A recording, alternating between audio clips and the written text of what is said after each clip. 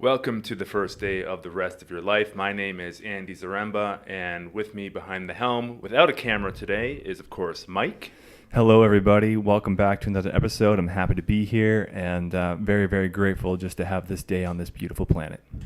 Absolutely. Especially, I don't know if we'll get into it too much today, but there was a tragedy in your men's group that just happened, and it's a guy who is known locally and had a lot of local influence and friends and following, and there's a tragic accident just yesterday that happened, I believe, and it's kind of making its ripples through the community now, which is it's extremely sobering, and I wouldn't be surprised if it does kind of come up today's conversation because we have people that can definitely go into depth. So we'll see, but my group and the big community at large is definitely in a very sober mood, and just trying to feel our ways through it right now, to be honest with you. So I know our meeting next week will be very intense, but also very beautiful, I'm sure. So when something like that happens, it's super tragic, and it's thinking about the family at this time. Totally. And we wish them to be able to process and whatever they need to do to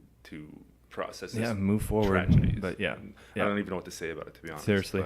But I'm here. Kind of not the most chipper way to start a podcast. Hey man, it's real. It's real, and life is life, and it is very precious, and it can literally be gone in any moment. So it's like whatever you're at, whatever you're doing right now, just know that is a very real possibility. And be thankful for what you got, and the people around try you, right? Do your best. Totally. That's it. Cool. All right. Thank you. Yeah. And do you want to talk about... Right. So we're podcasting here as per usual out of Float House at Vancouver Real Studios in Float House. This is in Gastown, Vancouver, British Columbia, Canada. And floathouse.ca is our website. Floathouse is the main sponsor of Vancouver Real. It's really what makes this whole thing possible, from the space and the resources. And so if you want to check out flotation therapy and experience a very unique personal, subjective experience of extreme meditation. It sounds kind of weird, but it's extreme meditation. And but if you want to check it out, use the promo code VancouverReal, and you can find tons of info on floathouse.ca and give it a shot. We'd love to host your float here at Float House. So check it out. Thank you. Awesome. And what should I talk about? I guess I'll talk about mindful mass. We have the mindful mass meditation mobs. We should be having another fall equinox meditation, which is free. We don't have a location lined up for that yet, so just stay tuned and we will announce that. Also, if you haven't heard, but you might have if you've been listening, I've taken over the city director for Man Talks Vancouver. And actually, our guest today is going to be speaking at an event with us in the fall, which we're not going to announce yet because we have one right before that. But if you'd like to connect with the Man Talks community, there's a great community Facebook page. And there's also mantalks.com if you'd like to stay up to date on events. And also Vancouver Real Community. We haven't really had an event for them for a while, but we're definitely overdue for a workshop. But we have potentially one coming down the pipe, which will be all about purpose, which is always a great subject to dive into. A lot of people struggle with purpose and meaning, and anything to help guide people towards that is very valuable. So if you'd like to link up to the Vancouver Real community and stay up to date on future events, go to the Vancouver Real community page on Facebook, and we'll let you in. All are welcome. And that's it. So I'm really excited about today's podcast, and we had a really great conversation a few years back. And I'd like to welcome back Satyen and Suzanne Raja. Welcome back to Vancouver Real, and welcome to your first episode. Thank you. Thanks, Eddie. Yeah, you're welcome. Thanks, so, Mike. Yeah, you're welcome. You guys, and even though you're not on camera, he's having a good hair day. Thank you. He very is much. having a good hair day. You really are. You know what the thing was? I just used just a little bit of shampoo today. I need that natural oil to help the form. Anyway, sidebar. I'm just jealous, but sorry. Well, you know what? I'm in the process of growing my hair out right now, which is very awkward. I don't really know what to do with it, so I'm just sort of slicking it, and I'm like, okay, maybe this will help with the awkwardness of that whole process. It's got to go somewhere. Apparently it's going to make me more sensitive, right? Yes. Apparently the hair is the antenna. This is what I hear these days. And if you have longer hair, you become more sensitive. So I mean, then you can refute that if you want to, Well- Satyen, who's bald and streamlined. I love being in the center of listening to the three of you men talk about hair. It's- Beautiful. We're the modern beautiful. men, right? We're comfortable is. with this sort of thing. It is. Right? I'm enjoying it. Men's hair is like it's a whole thing It is now. Samson Like, and, the whole idea of Yeah. the power in the hair. Right. Also in many Right. First Nations traditions, Yep. power's in the hair. And Yeah. without it, it's gone. Well, I want to experience some of that. I've always been pretty like clean cut, like straight military style almost. So I'm definitely growing out of that. But you I'm guys- just looking at you guys and really feeling what will never be for me. Oh, come on Well, now. listen, it's not about the size of the boat, It right. is the ocean motion. It's how you use it for That's sure. It's right. the grooming. How- It's the grooming. Absolutely. The grooming is critical.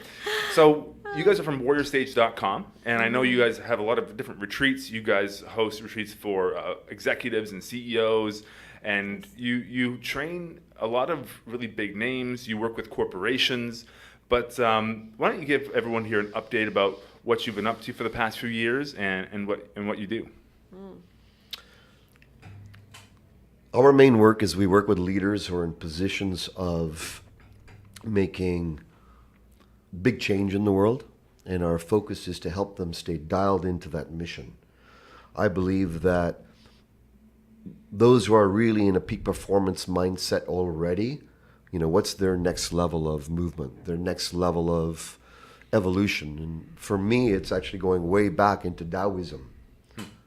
So the strong force of the yang Western masculine drive, I believe, has great value when it's coming from the heart, coming from our fullest integrated states of consciousness. Yet when it's only coming from our drive to accumulate, to gain, to conquest, to keep growing, then this level of consciousness appears as our corporations, which are destroying the world. So I believe individuals who are in positions of power can shift their consciousness and embrace these type of timeless wisdoms where they're not just going for themselves. They're not just going for their stockholders and themselves, but they're intrinsically are bringing into account the greater good in all their intentions, their decisions. It's flowing out of the fact that they've now attained a higher state of consciousness, a more expanded state of being. So our work is really helping people stay dialed into that, deal with their life, their family, bring equilibrium back into their life, bring splendor back in their life. Absolutely. So, we work with influential people who are wanting to make a difference in the world as well. And this excites us. We find out what it is that they want to attain personally and professionally, and we help them to attain just that in really powerful and profound ways. Right. So you guys work with very elite level high performers already. And before the podcast, we were sort of discussing what do we want to talk about today, and leadership came up.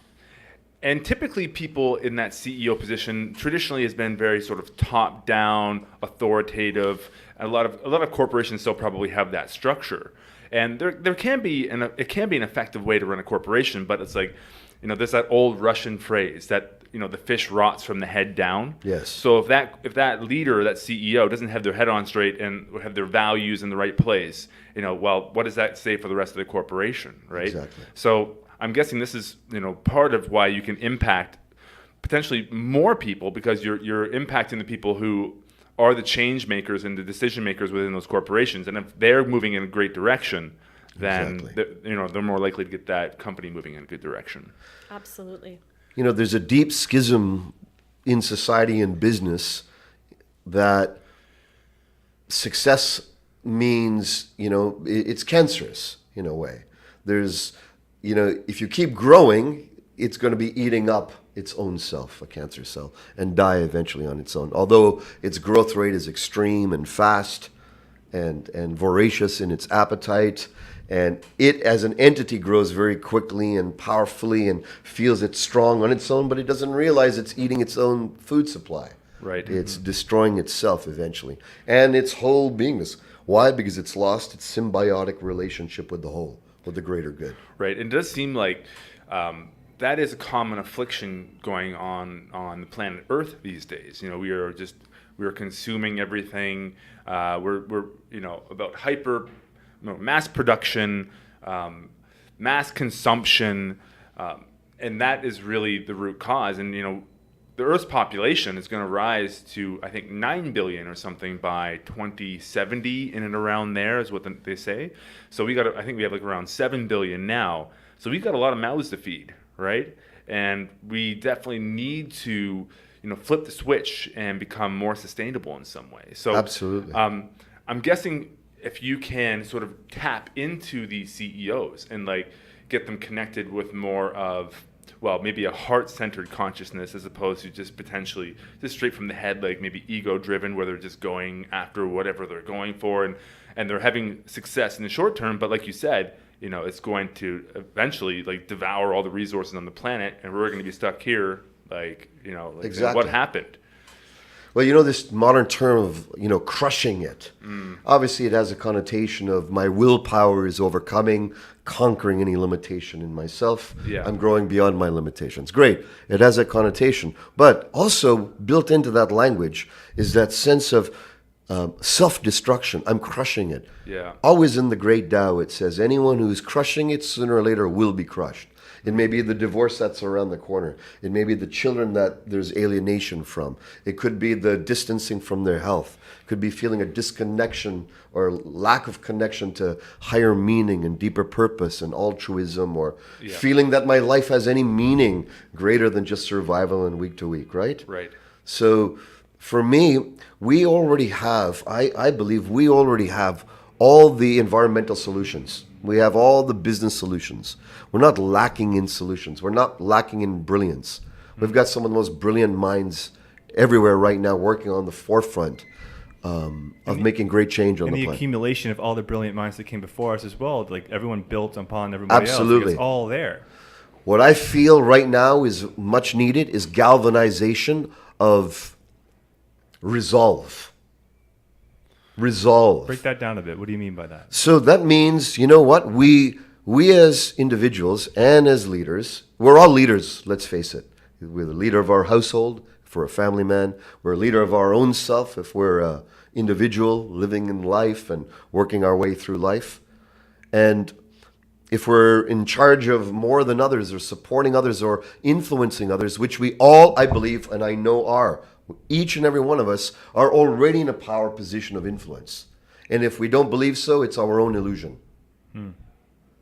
Even when we're miserable, we're in a position of influence. We're sucking the energy. Sure. I mean, you look at the guy on the street, the homeless guy. He influences everyone that walks past him, whether they're aware of it or not. Like you're right. It doesn't even matter. That's really cool. So for me, this resolve is the sense of we know what's there now. We have the understanding, the insight. We must awaken feminine wisdom. We must bring more of that understanding. We must bring more of these ancient understandings, bring wisdom and depth, cultivate depth once again as individuals in society, not just surface bling, not just gain accumulation. And I feel that all starts within our heart and our being. Right. And motivation isn't necessarily the problem that you have with your clients. Like they're motivated, like they're moving, right? But the question is, what direction are they moving in? So let's say you get a high-performing CEO and they come to you and they're working with you. Where do you start with somebody like that? Someone who's got a lot of energy, a lot of brains, a lot of power. How do you direct that into or channel that into a really sustainable or more functional way of being a leader? So what we do is we find out what is at their core. What is their core desire? What is driving them? What is that passion that they are really wanting to bring into the world? What is that thing that they need to live now that they can die complete? And are they giving that? Are they bringing that not only in their workplace, but are they bringing that in their family life? Are they bringing that in their health? Are they bringing that in their spiritual life? Is there a balance, or are they having many hats and trying to juggle and trying to figure out how should I be in different aspects of their life? So it's about finding that how they want to be living, get to the core of that, and make sure that they are living that fully in all aspects of their life. Right. Now, when you say that, can you dive a little deeper into what that is? The core, their core purpose, their core purpose for this life. What is that? What are they here to give in this world? And if they're giving that in their work, then are they bringing that home? Are they taking that in their health, in their wellness? Are they bringing that in all aspects of their life? So, right. A lot of these people too, like money isn't the issue for them, right? But again, it's like we're so focused on that production and climbing the ladder and producing and just being a high performer, all of those buzzwords that you hear. But how do you get somebody who is like, again, in that state to connect with like that true calling, that true essence, that maybe they're blinded by, cultural expectations of what success looks like. If we told you how we did it, we'd, I don't know. You'd be giving away the secret sauce? I don't know if we can actually, reveal or divulge that. Right. But what we basically do is we rip them outside of everyday ordinary reality. They have, everyone who's in a position of leadership has worked their buns off, have put out extreme amounts of energy for long periods of time, are usually running on 12 cylinders and very low rest, and there tends to be personal issues that haven't been looked at for a long time, and then so really our job is to sleuth that out, right, to sleuth that out and reveal it in truth, because truth is, I believe, the most powerful beginning, right? Powerful beginning. So you got, and maybe you don't need to divulge how you take them out of their ordinary reality, but like, why is that important? Why do they need to do that? Like, what is it? What do you see happens when you do that to somebody? There's a fixated reality that everyone gets involved, a mechanistic mindset, an everyday type of habituated life. Even if it's a high performance, even if it's an exhilarating, it's still a habituated life. Sometimes people need to be pulled out or experience something that they've never experienced.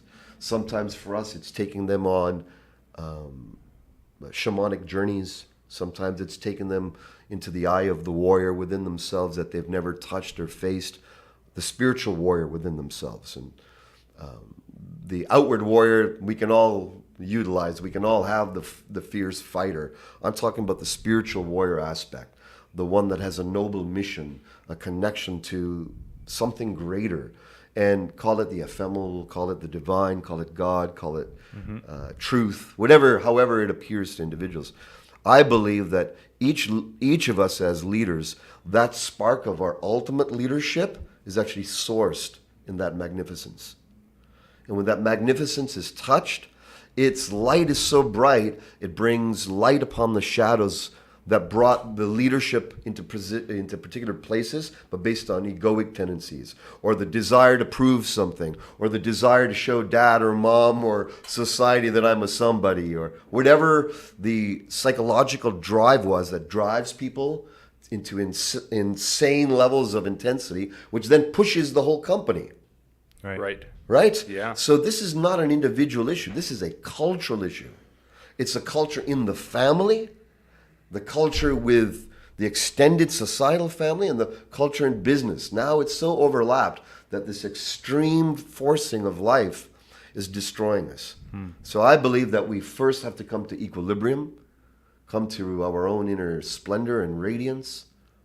And then when that happens, it's only when you've tasted that nectar, those states of being, that expansive freedom. It's an inner feeling. It's an inner subjective, like you've experienced in floating. We go into realms and dimensions that cannot be confined in a physical body. Right. When people who are in fixated positions experience these states profoundly and deeply, they get to reorient the most precious decisions from that depth, rather than from what used to drive them. Speaking about those drivers that we might not be aware of, you said an interesting word in there, which I kind of keyed on, was shadow. and thinking about the subconscious drivers. And everybody has a shadow side. Everybody has something that's they're unaware of that's driving them potentially in not so good ways. What are some ways? Well, maybe first off, what are some common elements that you see in people that are like sort of neurosis-based elements of like their personality that are really common in today's society? What are the things that you see that that are more negative aspects of their nature as opposed to the outward persona that so many people put out in the world?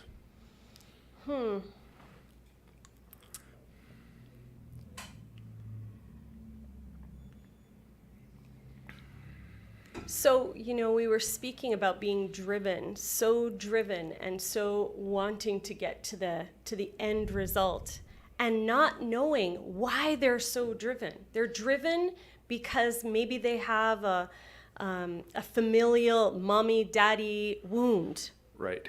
They're trying to please daddy. So, for some of the women that I work with, they're trying to please daddy, and by working their bones to the ground, they'll finally be good enough.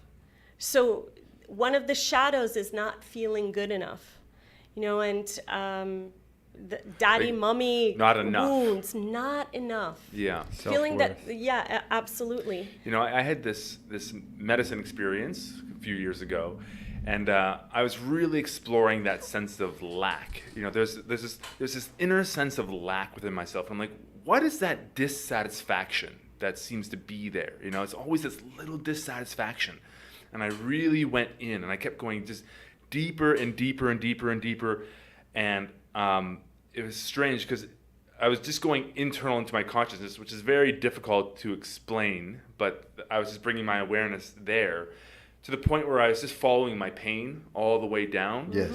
And I could almost see the words, like come in front of my face when I found it. And it was just that what you said is that simple phrase of I'm not enough. And I'm like, okay, that's the source of that sort of dissatisfaction. Why? But it didn't tell me why I have that. But it's just I identified that source of it. Now the question is, when you find that, when you go really deep inside yourself, you identify that thing. How can you start to heal that, or maybe move away from that? So Andy, you asked the question, why? Why do I have that? Most times we're not interested in why you have it. It's about it is a bridge. What it is that not good enough is actually a bridge that if you see it as a bridge and you take it as a bridge, it will get you over to the other side. It's not why is the bridge there, but the bridge is there. Right. So it's an opportunity for us to take ourselves over to the other side. So the not good enough, perfect. Let's work with that. Let's take that now and let's do it quickly. And we're about making it quick. Yeah. The investigative wormholes of going into why you're not good enough, why you don't feel valuable enough, is endless. Right. You've seen those Right. magicians Is that it pulled just out a the mind handkerchief. kind of Well, you'll keep finding many reasons, and there could Right. be many, but Right. and the one main or two or 5 or 10 incidences that perhaps happened when we were young, those will give birth, and there'll be many attachments and tendrils of associated relationship experiences that are imprinted, right? So what we search for is we look for what is the root or what's the biggest imprint, what's the biggest suffering right now. That's what counts. If not, you'll be like every philosophy has its reason. One will say it's because of this energy, and one will say it's because of this.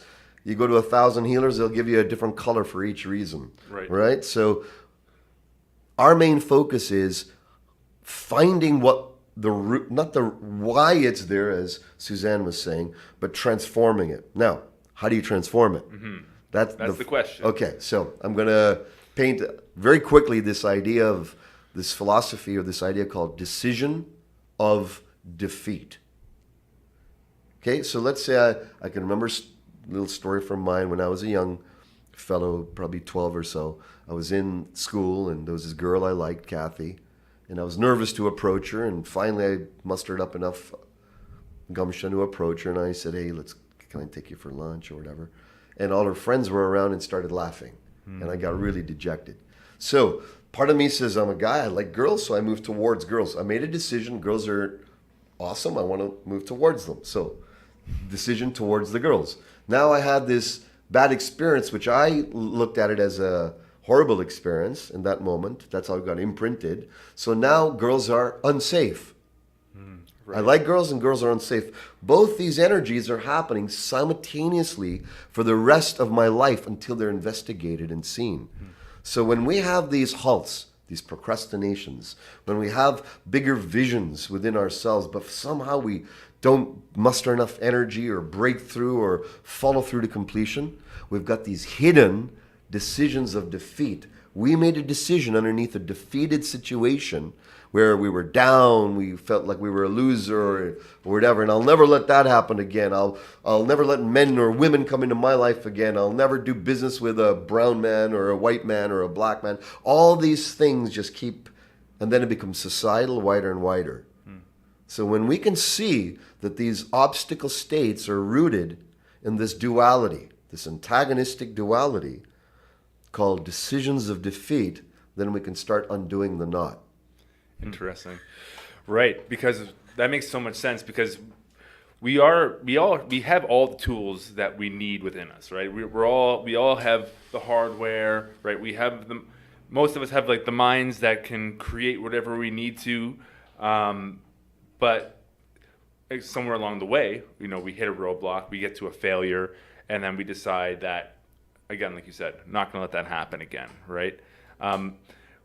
Now, I think that is one of the key things that is really preventing people from, say, reaching their full potential. Or, I mean, again, with the CEO types, like they're already functioning at a very high level.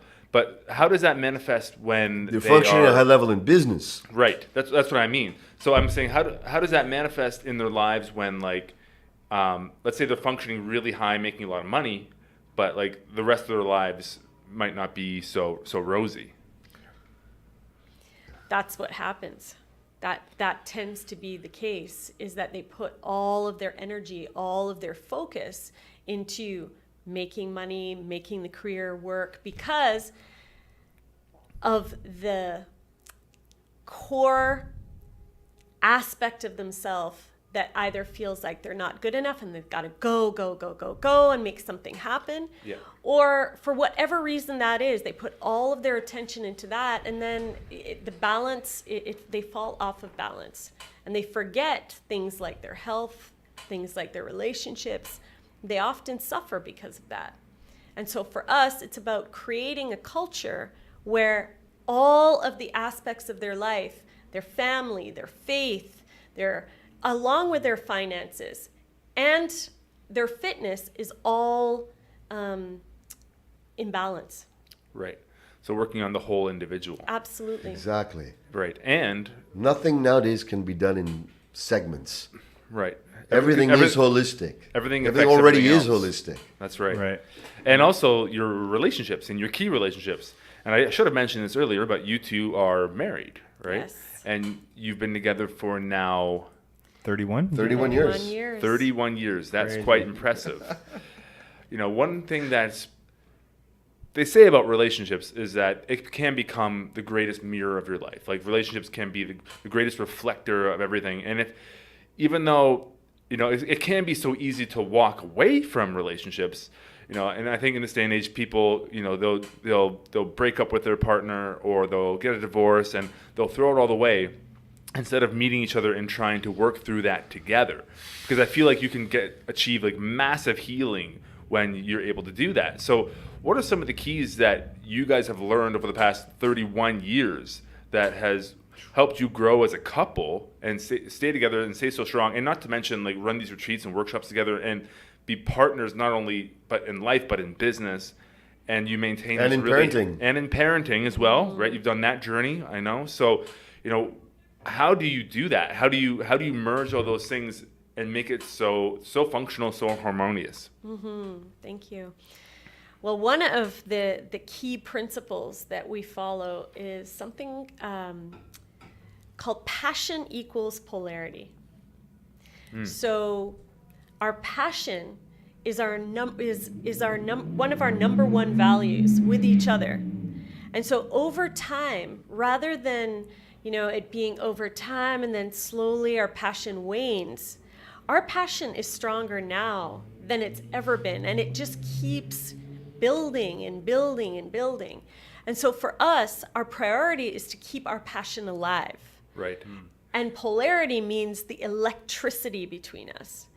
And noticing whatever it is that we're doing, are we causing each other to be more electrified? Are we causing each other to be more neutralized with each other, meaning there's nothing going on at all? More like brother, sister, Brother, buddies, sister. or friendship, which so is nice. It's so Platonic. common too, Which is right? so common. So many Right. relationships lose the passion, fall the into fire. Yeah.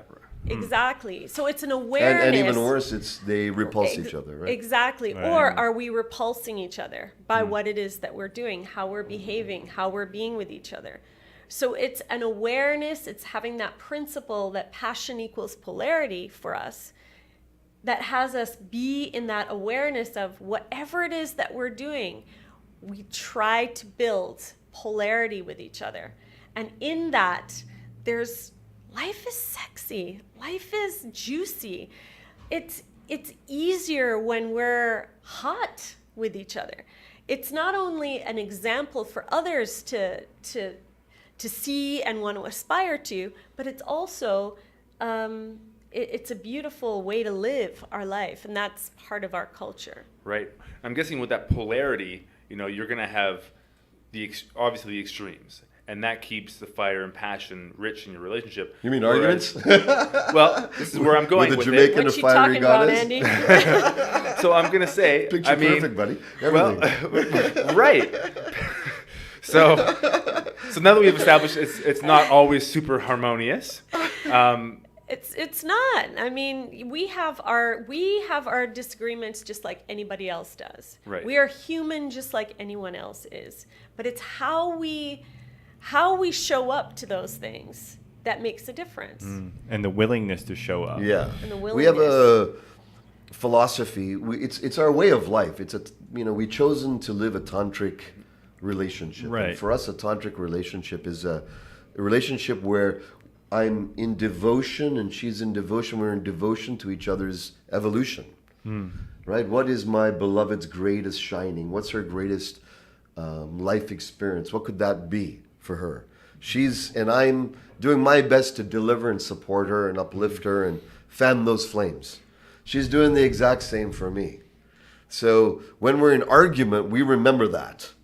Now, we've learned tools. We utilize particular psycho-spiritual tools that we've made a pact with each other that when we get into that tension, rather than pull away, that we actually go through this process. So we have a specific process. And we actually did it with our family all yesterday when there was a tense moment we had. Yeah. And it was very, very powerful because it's an empathy expanding experience, which allows you to feel and her to feel me and all the layers why I'm manifesting particular behaviors and vice versa. So there's a deep understanding and empathy goes on, but also a self-realization of each other.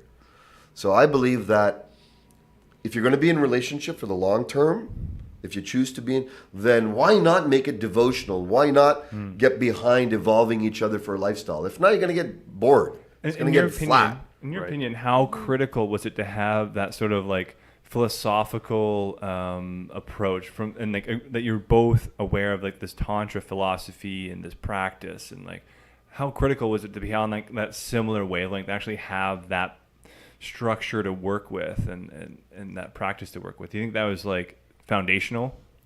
It's huge to grow together. Right. And so for us, it was easier because we both have similar values. And so, the truth of it is Satyen was more into personal development in the structural terms than I was. I was just, Satyen would go and he would meditate and he would, go into who am I, what is God, and all of these things. And for me, I was just like, well, can't we just love each other? Can't we just, be happy at home? Can't we just give our love to people? And it was the same thing. But it was finding out what are our deepest values and growing from there. And that's the point. It's the growth. It's being willing to grow and grow together. And just having that ultimate commitment to do it, eh? Yeah. Absolutely. Yeah, no back door. That's the key word, right? Commitment. So Commitment, but there's also a psychological back door that that can be there. Sure. And so, there's no back door. How do you eliminate that? How did you? You just gotta just like choose. you say you're in it no matter what. Yeah, no back door. And I came to a realization, right, that there's more freedom with no back door than there was with the back. There's more spiritual freedom, more evolutionary freedom. Right. There's less. I might have more freedom to go somewhere else or Sure. whatever, or wallow or reject or whatever, right? But the type of freedom that I was thirsting for was the evolutionary freedom. And by evolutionary, you mean within the relationship or in the relationship and in my own soul, in my own heart, in my own spirit. And for me, there's so much depth to be had to stay in the fire and to fan the flame of devotion, really. And she makes it easy. So it's not like she makes it really easy. I mean, it's funny when It's working. people, Sorry. I'm a very blessed man. I think that notion that I like how you guys keep using that devotion, especially you, Satyen. Like you're saying devotion to it, and it's just like, I don't know. I mean, can you unpack that a little bit more? Actually, like, what do you mean when you're have this devotion to your partner? What is that for you? Devotion for us is choosing each other, coming back to each other, no matter what is going on, saying yes to each other, even when we want to say no, even when we want to run in the opposite direction. Devotion is staying true to our commitment. And our commitment is to grow. Our commitment is an evolutionary growth for the higher good. It's beyond even our relationship. For us, we are devoted to the truth of growth. And having that as a value, no matter what is going on within the relationship, because we've been together for 31 years, we've seen everything. We've been there. We've got the t-shirt for it all. There's nothing that surprises us. But our commitment has been to follow that truth of growth, evolutionary growth within our relationship, and be devoted to that in our relationship together. And in that, we devote to each other. Right. It's interesting too because so many people get scared off by that word commitment. Yeah, right. It should be.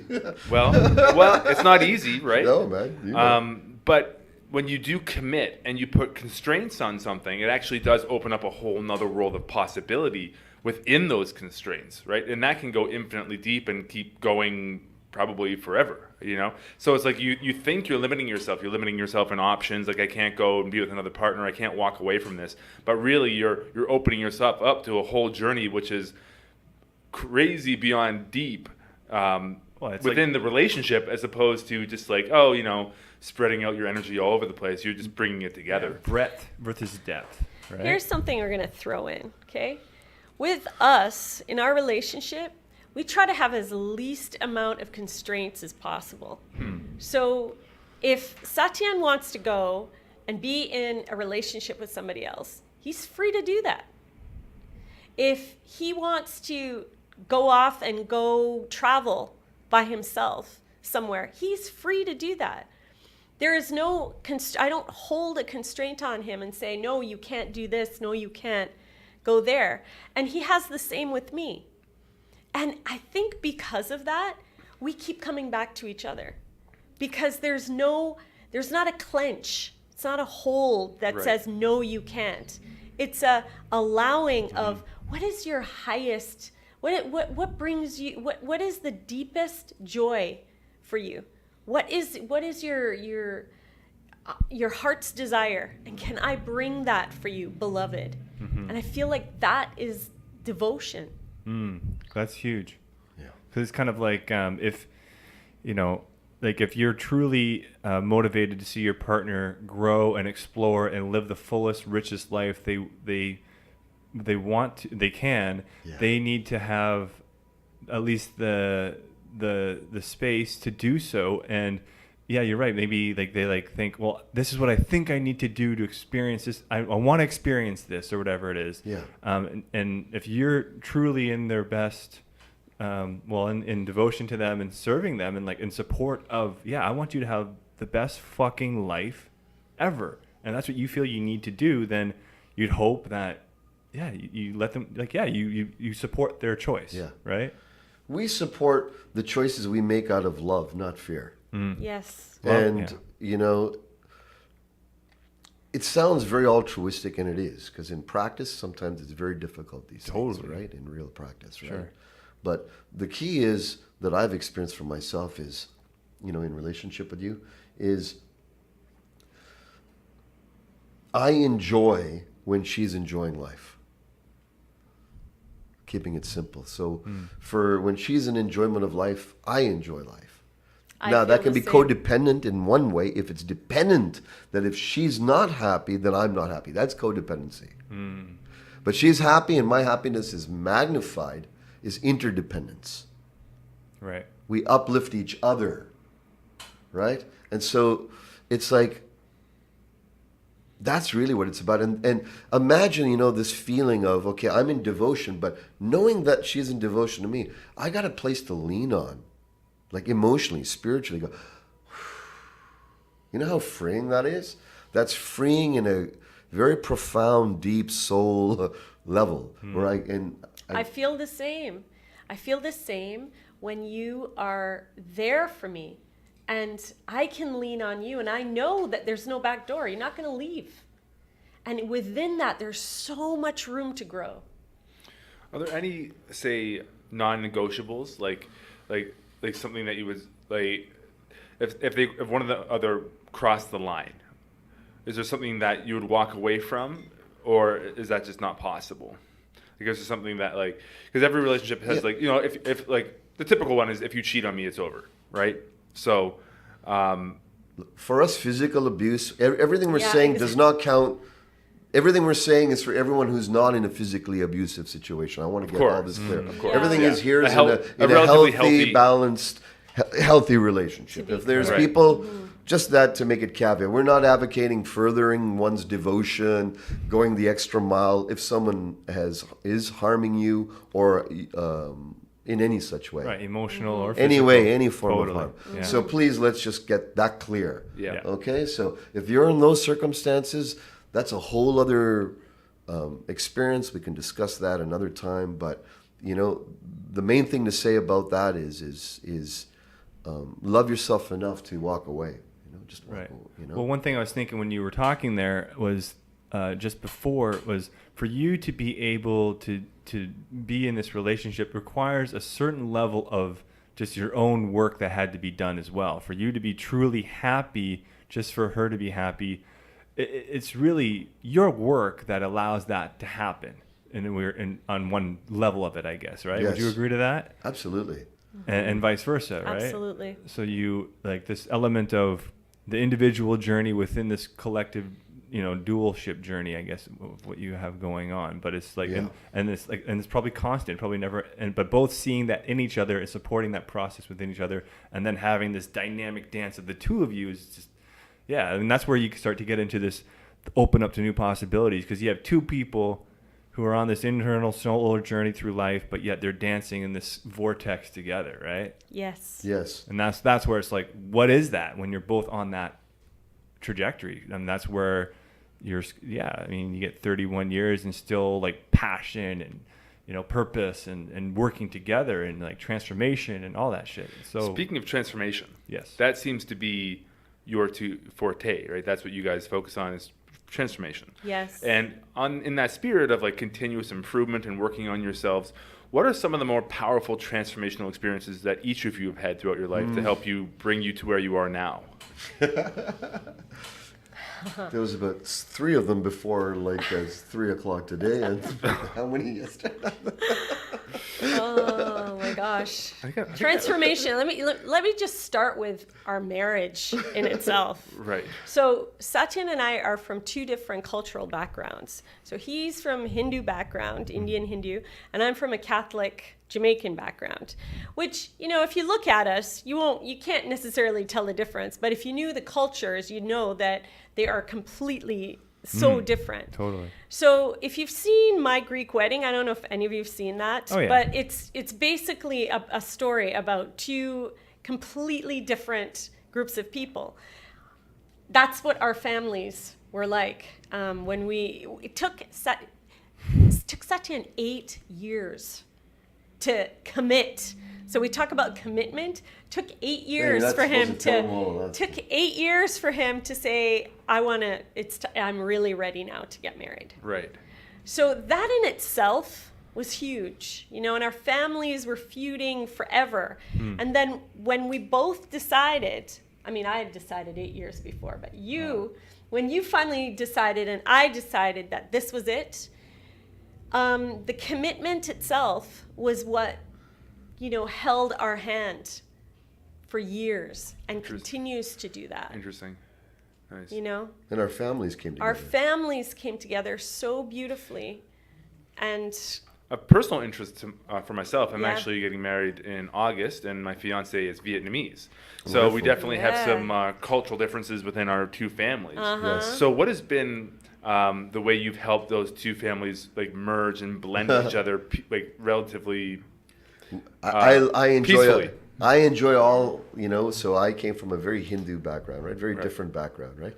Than a Catholic background. So our gods have elephant heads and, you know, 16 arms and, you know, tongues coming out and, you know, heads of men in Yeah. strings around their necks. So things like that. And then I went to her place where there's this dead man hanging on something, and I'm like, what the heck? It's a little scary, you know what I mean? Right. And so totally different imprints of what these things are.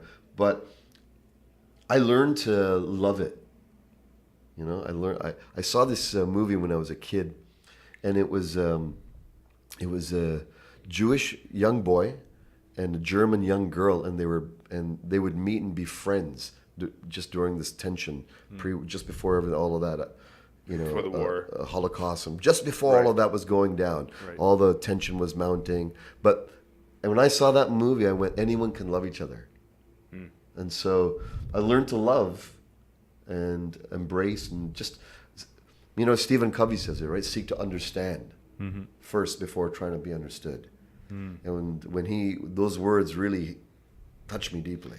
No, sorry, go ahead. I would say to anyone that is going into marriage, partnership, that you are marrying and you are partnering with the family of your partner.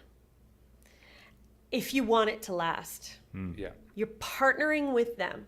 And if you come from the place of this family brought me my beloved, without them, particularly their parents, without them, my partner would not be here. And so for me, in my experience, I was devoted to honoring Satyen's parents deeply. And I wasn't accepted at all in the beginning, actually. But I was devoted to honoring them and devoting myself to being, you know, in love with them because they brought me my beloved. And because I love him so much, how can I not love the ones that bring him to me? Well, and it's an interesting way of looking at it because so many wives have troubles with mothers-in-laws, right? Like, isn't that such a common What's your term conflict? for in-laws? Right. So I wish that was my term. I was given this by another wonderful woman. I heard it and I kept it. And it's mother in love, father in love, family in love. The in-law thing seems so distant. It's pretty cold. It is pretty cold. But the names can be so endearing if you remember that they brought you your love. And they are that love. And to Right. treat them from that So place. changing the language used around Change describing the them and thinking language. about them in a better Endearing. way. Right. Absolutely. And then, Hold them in devotion too. Hold Right. them, yes. and how do you like work Embrace as them. like as a couple in order to bring like the families together? And like, because there can definitely be family tensions for sure. Yes. So how do you get them like respecting each other and then eventually, find that love and admiration between the two different backgrounds? We'll let you know how that goes.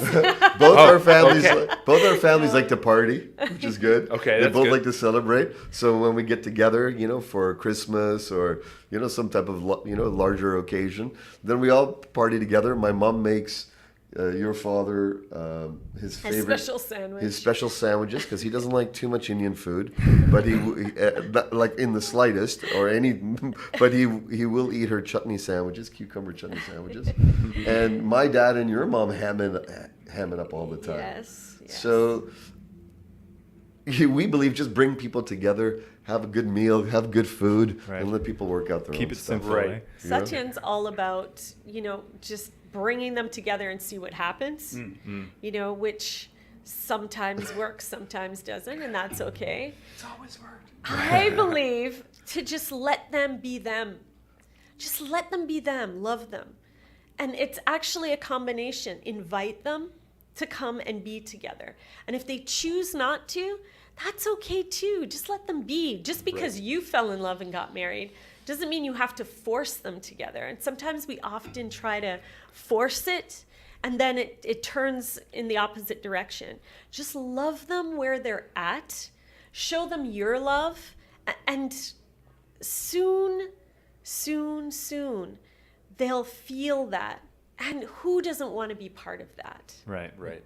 Love does win, and I can only imagine that if you guys just, even if there was tension or just discomfort or they're not sure, just whatever their own blocks are, but once your devoted commitment to each other just became so undeniable, it's like this isn't going to change, so we might as well Exactly. let's Surrender. make it the best we can. It's like almost like, well, then let's move in, let's make it happen, sort of thing. Which is what happens. Your core devotion probably just eventually just shone. And when the kids Light on came Yes. and grow, That's probably it's huge, there. too. That's There's the the- unity of the families right there. Right. And Right. it's such this perfect way to ease tension because, if you have a little child there, it just changes the whole Right? game, right? Everyone loves the everyone loves medicine. the baby. Yeah. For Here's sure. the thing, though. There are some people that are choosing not to have children. So Right. my suggestion to anyone, whether you have children or not, love them. Love your family to death. Mm-hmm. They can't resist that. Like you said, Mike, love always wins. And if you love them without having an agenda behind it, and you just let them be them, sooner or later something's going to shift. And you just, whether it does or not, it's an environment of invitation. Right. That's one topic I just thought we could jump into would be parenting and having children, which I don't think we have enough time for that conversation. That's a big one. That's a whole other And I don't think we know story. anything about. I don't think any parents know anything about It is parenting so- or ever known anything about parenting. Man, I guess, right? I have one specific question, though, because of your experience. How do you where's the line between, disciplining, because children need discipline or they'll run wild, and also nurturing and loving them the way they are? And how do you find that balance? Because I feel like that's such a critical one to get right. Because if you let them do whatever they want, they're gonna be that way and have this sense of entitlement their whole life, and it's not going to serve them at all. So they need to have a sense of discipline. But then you also, if you just constrain them and they can't move, and you put all these restraints and restrictions and rules on them, they're going to rebel back even harder and might push away from the fam. So how do you get that balance? Or do you have any idea? Are we ready to have an on-air fight? We can have an on-air fight so right now. It's laughing perfect. right now at that question. You're so laughing. 30 years or 21 years of my grip is more tighter and her grip is more open. And, our granny, My grandmother. she gave such a beautiful visual to me years ago. She says, when you're raising children or anything like this in leadership or whatever, right? She said, it's like taking sand from the The beach. the beach and coming to your car. If you hold it too tight, the sand will fall through. If it's too loose, it'll fall through. You have to have the right. And so my parenting journey has been about feeling that day by day nuance of, Yeah. okay, it's not an overall arcing philosophy that I found has worked. Right. It's required a sensitivity to their nature, their being, their growth rate. It requires, for me, I found a relaxing of what I want their outcomes to be, letting go of the importance of my agenda, which is constantly there, I find, and nurturing their choice, cultivating their self-resourcefulness. So for me, my priority has always been nurturing self-resourcefulness. Right. And hers is nurturance, keeping them safe and loved. And that really is the role of the masculine and the feminine within raising children, right? You need to have that masculine, push and drive to be willing to go out into the world and take a risk and build something. But then you also need the nurturing and the love and the unconditional love of the mother Security. and the security and those typical masculine and feminine dualities. And you really need both, right? It's so important for those children to get both in some way. And I know, I just think it's probably impossible to get through childhood without some sort of wounding.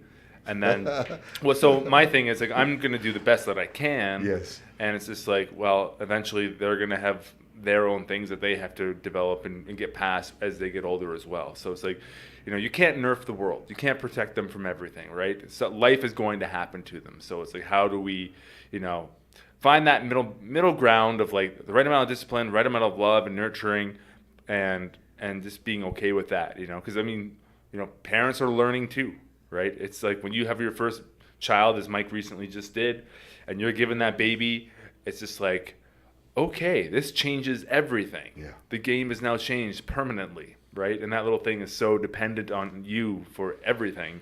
It just, I feel like that right there is just like giving parents a little bit of grace and letting them not be so hard on themselves about doing it perfect either, right? I mean, there's that too, like the helicopter parenting, always wanting to be around and making sure that nothing bad is happening. So it's just finding that right balance, like, yeah. Be around the elders as much as you can. Like grandparents and grandparents, and if you don't have the grandparents around, intergenerational wisdom is so powerful. Yeah. Right, Because they've lived through it. They've lived through it, and they're relaxed. We're full of angst. We have our children, and it's, we want to get it right. And Right. where's that book that tells us how to do it exactly right? And you'll have so many experts trying to tell you they know the way. And a lot of them don't even have children. Right. They've read the books, but they don't know. They've read the books. They've written the books. They've Yeah. seen children. They see how children should be. Find the elders. Sit with them. Bring your children around the elders, and have the elders transmit Yeah. wisdom to the children, because the children will listen to that. Yeah, it's true. That's one thing that it's been on my radar for a while too, is like this idea of really incorporating grandparents into the family and not putting them into a home for as long as possible when they get to that age. And it's like, because there's so much value and wisdom in their lives that they can integrate into the family. And it's like, that's one thing that's such a tragedy. So many elderly these days are like just sort of cast away. You're not productive anymore. We put you into a home, and that's kind of wraps it up, right? But it's like there's so much wisdom to be had within those people that it's like, remember that, listen to that. Exactly. In old school cultures, it was the seniors, it was the elders who were the main teachers of the youth. And the adults weren't the teachers, they were the demonstrators of what the elders. So they were only allowed to teach in certain cultures, in certain indigenous cultures. They weren't allowed to teach adults at all, anything. They were only allowed to demonstrate, live by example. Right. And only the elders were allowed to teach, because their lifespan, their viewpoint, the maturity of their viewpoint would allow them to come from a more Taoist, a relaxed place of equanimity and Right. Right. yes, from wisdom. And I should say, I'm not judging people for, like that have like there are situations when the parents' health regress to a point where it's beyond like you can't care for them anymore, and that's very real. So that's definitely not a judgment on that. Sure. I'm just more reflecting on like how can we tap into the wisdom of like the people around us and like grandparents' wisdom. Yeah, and not even our own. You could grandparents, elders in general, Elders as a in whole. general. As a whole. They're living Totally. treasures is what they are. And that's where the history lies. Don't go to the books. Go to the people that are still alive with the wisdom, and bring your children there. Let your children see the value of that, because what they see you demonstrate is how they'll treat you when they get to that age as well. It's true. Absolutely, for sure. Well, is there anything that you really want to touch on today that we haven't gotten into yet? I'm sure there's many things you could dive into from this point, but is there anything you'd like to close with after the conversation we've had tonight? It's been so rich and full, gentlemen. I just want to, what I would want to say is just to find the truth within yourself. Whatever that knowing is that you must live in this life, take the time to find that. Take the time to source that. Find someone who will help you to source that. Go deep into that place and align your life with that. And when you do, then life is a joy. Life is a blessing. And relationship is just the icing on the cake. That's powerful. Well said. Amazing. Very cool. Enough said. All right. Leave it at that. Let the female energy, the feminine energy, just Yeah. close it out. Amazing. Beautiful. Well, thank you so much for making your way down from Abbotsford and coming down and sitting down and having a conversation with us. We really appreciate your time. And for anyone who wants to connect with Satyen and Suzanne, just visit WarriorSage.com and you can reach them through there. So, Very good. anything else you'd like to say today? Nope. Thanks for joining us, everybody, as always, and really looking forward to our next journey together. So until then, till next time, To whatever is. to whatever is.